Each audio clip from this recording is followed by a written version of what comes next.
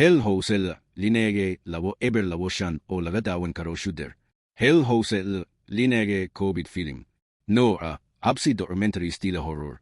Qabka wa film ki ugu horeeyay ee taxanaha Hell House aan ahayn phone photage.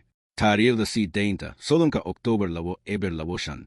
Jorge director Stephen Tognetti. Jilayaal Elizabeth Fermilia, Sarah Soka, Mike Sutton iyo qaar kale. Dulucda sheekada.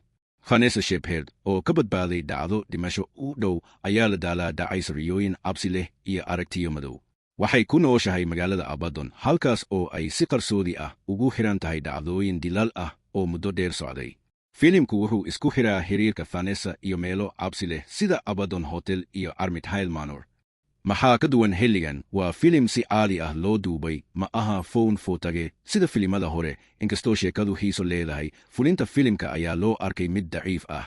Alone yada cabsi leh ayaa weli muuqda balse saameyntooda ayaa yaraaday. Dhammaadka filimka waxaa lagu tilmaamay niyad jab iyadoo aysan gaarsiin heerka cabsi ee filimada hore. Qiimeyn guud filimkan waxaa lagu siiyey 2.5 iyadoo la sheegay inuu yahay kan ugu daciifsan taxanaha Hell House ilaa hadda.